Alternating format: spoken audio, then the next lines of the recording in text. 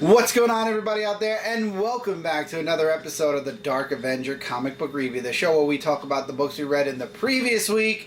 This is episode 553. We are talking about the books that were released on January 28, 2026.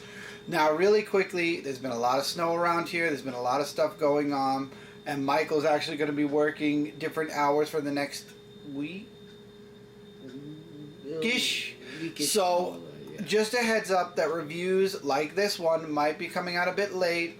We're going to try to get them out on time, but we are working on Michael's work schedule. We're working on reading schedules and all. There's a bunch of factors. Behind the scenes. Yes. So if reviews are a bit late, apologies. Again, we are working on this channel as we get through 2026. We're going to be building more stuff around the reviews. Right now, all we're doing are the reviews.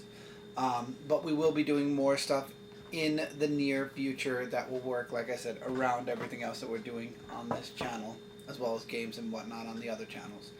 So we're going to waste no time. We're going to get into the books that were released on the week of the 28th, the final week of January. We're starting with Independence, Casey Jones, Teenage Mutant Ninja Turtles, Casey Jones, issue number 4. Last issue, Casey took some of those drugs, and this issue, we're seeing the ramifications of that. The attitude changers, the attitude period that Casey has. You still got that other animal, the animal that was turned human, who still wants the serum, or else he's going to go back to his animalistic side. And you're seeing the addiction there. You're seeing Casey trying to figure out where this person is and where his missing friend is. And also Raphael dealing with the way Casey's acting, April dealing with the way Casey's acting. This is a really good book. I really love Casey Jones as a standalone comic. I like a focal point. Casey's one of my favorite characters in TMNT's, as far as supporting cast. And I love how in this book actually says, I'm not just a mascot anymore. I'm actually, now I'm actually the main character. I'm actually got power behind myself because the serum made him stronger. And you can see that Casey kind of doesn't like being known as like the Turtles +1. He likes to be his own strength. Really excellent book. Highly recommended. Artwork's really good as well. Okay, and for me, there's 3 independent books that I'll be doing. The first one is a Terminator Metal issue number 4. So this book basically has 2 guys, Sutherland, and I can't remember the other guy's name, but they are actually on the verge of trying to find out where the Terminators are because they want to destroy civilization. So they just go back and forth in the issue where the Terminators are trying to protect Stations 2 and 4 because 1 isn't protected. So they try to kill the civilization so that way they'll be able to protect it. So Sutherland tries to tell them that the Terminators are coming because they first saw it beforehand when it was supposed to be at base. They come in and then everything just goes completely in chaos.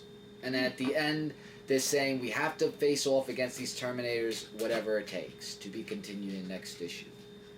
Sonja Reborn, issue number 5. It keeps going back and forth of Margaret and Sonja. And what I mean in this is that they start off with Sonja's perspective, who's in the body of Margaret, where she has like all this job that she's going through, and the boss is a real pain in the behind, really. And is with Justin, her lover, and there's just like a whole big thing of that. And then she has a dream of the boy Fowlin, who was in the last issue, that he actually died because of what happened in the last issue. If you want to know, you have to read previous issue. Then we go to Sonja's perspective as, the personality of Margaret, of saying that she saw this dream and she needs to talk with Fallon. And then Sky Ramsey makes an appearance in this issue of that she knows about her and actually finds her, and then she's so confused about who's Sonja and who's Margaret. And it's just like a whole thing in this story of just lots of twists and turns, but we get 2 side perspectives, and how they're going to get their bodies back together is still really a mystery, but things are all over the place for different personalities. We have Valiant Beyond of Tales of the Shadowman, issue number 2 of 3 of Ghosts of the Bayou? Bayou. The Bayou? I always get that wrong. But as we saw in the last issue, it talks about the werewolf origin. I believe his name was Tim or something. And his origin story was like really... He was like alone as a wolf, and then it just talks about how he transformed into a wolf. And it goes, of course, where he wants to be the follower of Shadowman, like the old lady was from last issue. So what I'm guessing that this book is going to be about is just followers who want to follow Shadowman. Like, they want to fight him, but they want to also follow him afterwards when they find out a whole bunch of things. Like, you're going to have to read the book because it's very, very involved, but really great issue nonetheless for that one. This is a book you actually would like. Final Boss issue number 3. Does it have the Rock in it? It definitely... Or the Final Boss? It's got a Mortal Kombat feel to it. Main character...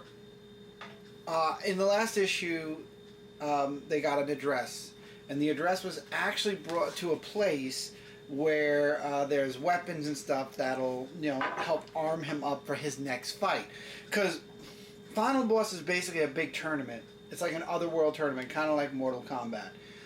There are a lot of aspects that remind me of multiple fighting games in this book, and the artwork is stellar going along with it. But it's a fight to the death. Next fight happens in this issue. Obviously, main character wins, bad guy loses, and it shows... there's like a little bracket at the very end of the book where it shows that he's working his way up the tower. Yeah, it's the bracket thing. Oh, wow.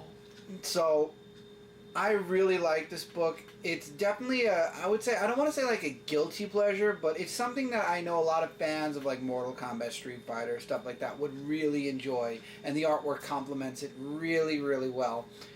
I enjoy reading it every time it comes out. And this is only issue number 3. Leaving the Independents, going into Marvel. Infernal Hulk issue number 3. I thought I was going to drop Infernal Hulk. I tried issue 3. This is what happens to Bruce Banner. Apparently him and Betty are normal, living a normal life, and Betty is not happy about that, by the way. But he's given up his, being the Hulk. The Avengers show up and want to know why, and talk about how Infernal Hulk is a danger and they need the real Hulk, and what do we do? What they need Bruce Banner, and Bruce is kind of like, I'm enjoying the normal life. I don't want to have to deal with this. And it shows like him, he's like he's living this new life as David. And he's in this town, they don't know who he is, and he's just living a normal life. But he can't have that because we all know at some point we need the Incredible Hulk to stop the Infernal Hulk.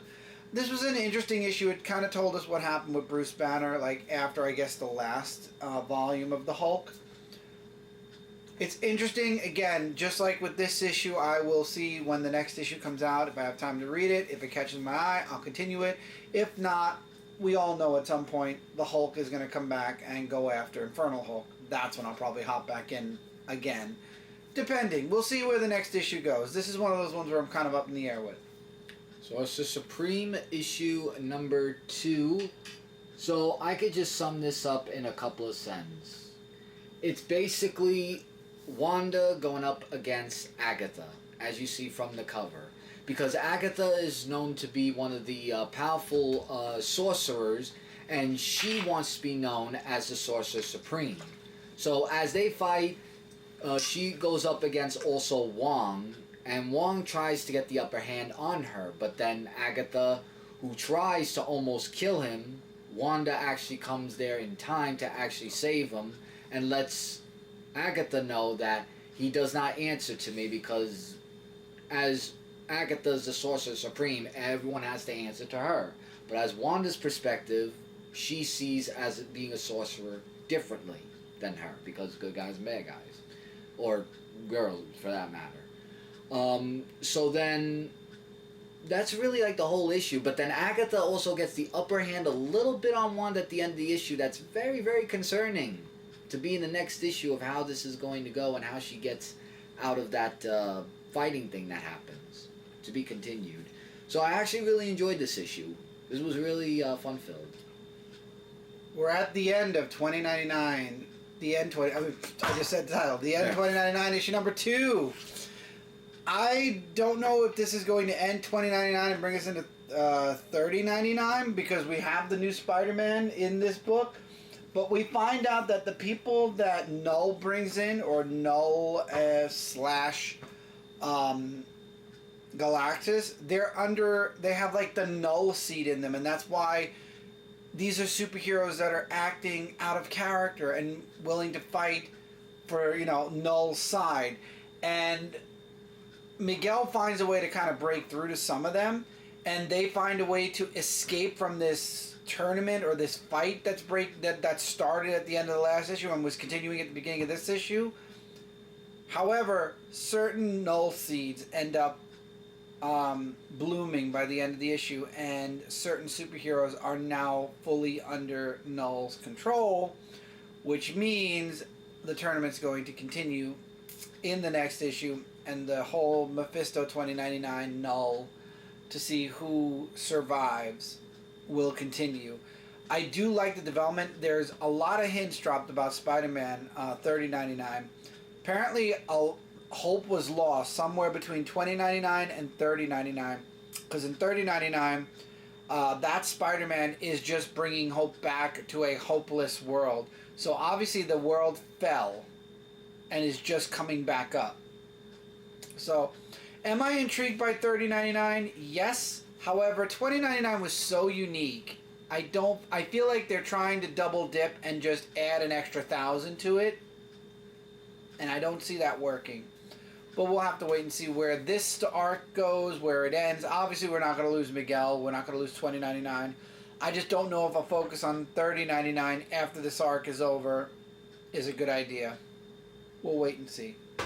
Moving into DC Comics, which I believe I have 95% of the books. You have one. Absolute Batman issue number 16. Batman teaming up with Wonder Woman once again, bouncing right off of the last issue. He teams up with Wonder Woman because there is a mystery and he needs Wonder Woman's help. He wants to cure, he wants to cure Killer Croc.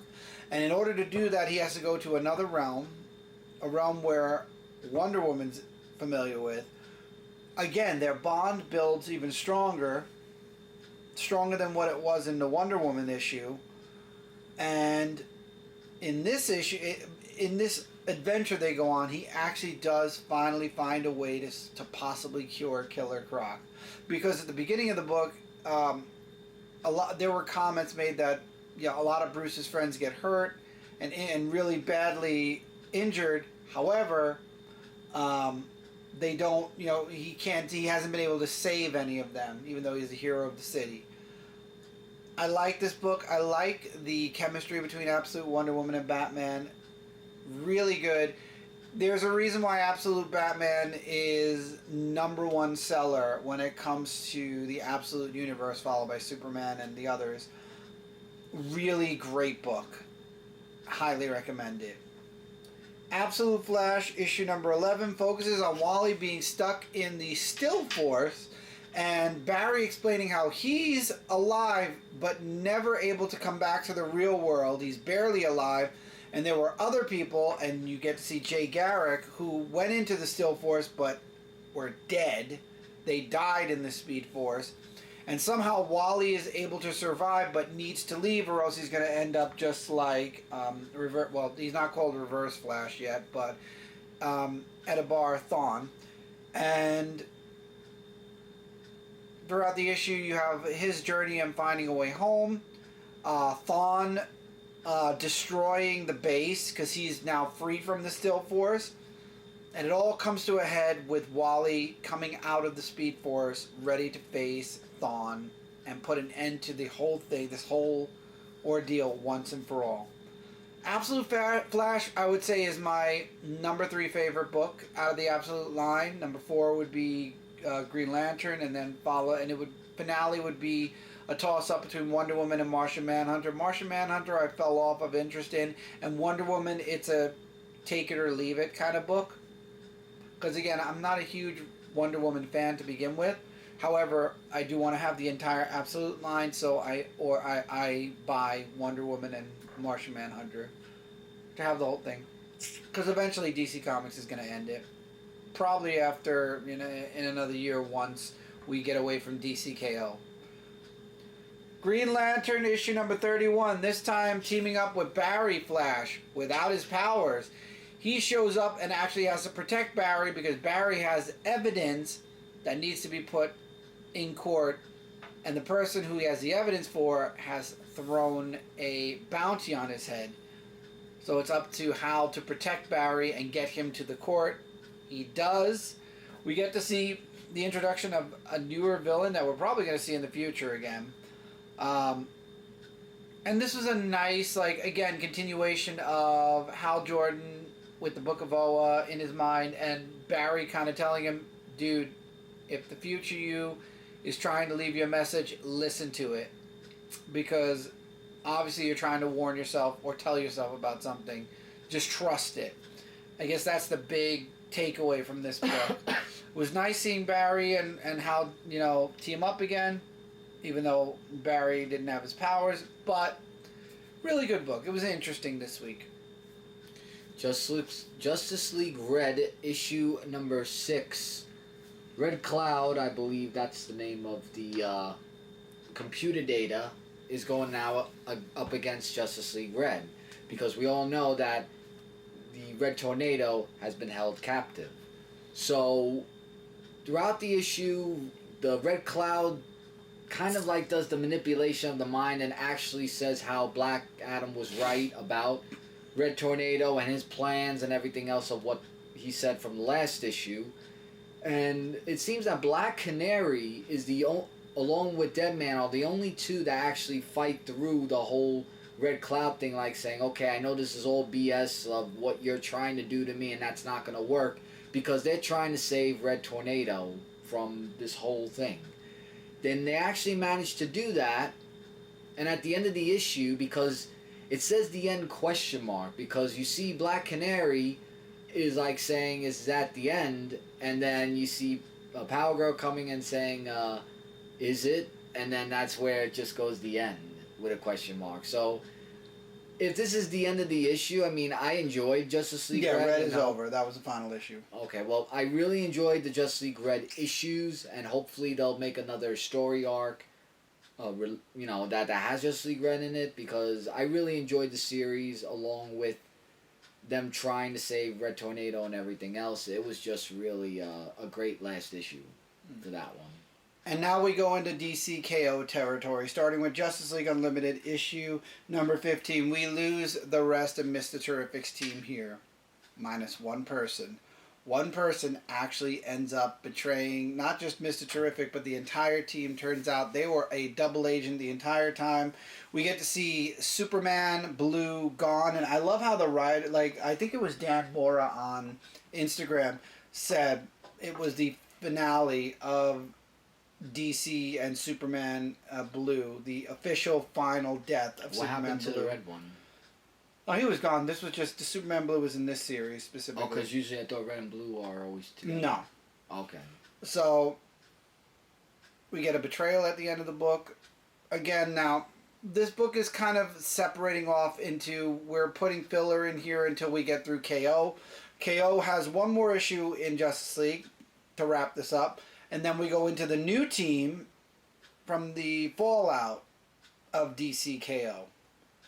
So we'll look forward to that 2 issues from now. I'm looking forward to seeing how Mr. Terrific is going to survive the betrayal at the end of this issue. Really good. Again, like I said, this is filler. It's one of those... this is one of those stories where if you're reading Justice League, you'll want it. If you're not, you don't need it. The Flash, issue number 29. Again, another book where if you are not reading The Flash and you're just looking for main KO stuff, you don't need this. Because this is all about Wally and Barry in the past. Wally and Bart, not Barry. Wally and Bart making sure that Barry gets struck by lightning. I need this book first, and there's a reason I'll flip it in the list later. Making sure that Barry is struck by lightning, so this way Bart becomes Flash. Bart ends up melding into the Speed Force in this issue, and they're able to make sure that Barry, like I said, becomes Flash, setting history back in order for the Flash family. However, Bart gets shown a vision. He gets shown a vision of when Barry dies during Infinite Crisis. And now Bart is running towards that event, and Wally once again has to chase after him and stop him before he changes history as we all know it, or tries to change a major event in the DC history, and that would be bad. So this is very focused on Flash. So once again, if you're not, if you're just buying because it says KO on it, cool. If you're reading Flash, cool. If you're not, you don't need it. This is one of those books where you don't need it. However, this is a one-shot. This is KO. The Kids Are All Fight Special. This is Superman, aka John Kent Superman, still at the Justice League Watchtower on Earth, as Earth is being turned into New Apocalypse. And his job in this entire issue is to protect a group of kids. And, of course, the group of kids find a way onto Earth. They sneak off. John has to go and save them. I do love seeing John's Superman Blue powers. I have something to say about John and about this book when we get there. He ends up saving the kids. He ends up fighting Granny Goodness, and they end up... Granny Goodness ends up losing the fight and leaving. The thing I loved about this book was, for the first time ever, I feel like I'm reading a story where John is just being Superman. Just being John, Superman, just being who he is. Not a book that surrounds his ex. Not a book surrounding, anything beyond being either John Kent or Superman or whatever, that delves into relationships. The one thing that I felt for many years when it came to John Kent was the moment DC gave him a boyfriend, that was all John was about. That's the focal point no matter what. That was the issue we had with Superman, Avengers of Superman, when it was John Kent's book, why that ended. And then we went into a 6-issue miniseries where he broke up with his boy, with Jay, and that story kind of went a little bit better, but again, it focused a lot on his relationship. Now, John is just John in this book. And this is going to spin into Titans, because the Titans also are going to have a new team come post DCKO. And John is going to be a part of that team along with some of the kids from this book. I'm looking forward to that, and I will say this now. If the book focuses on John, and this goes for any book, and this goes for any type of relationship too, any type of relationship. If a book is focused on just who a person is dating and not the person being whom they are, it's going to fail, no matter what. If you want to make a relationship book, title it a relationship book.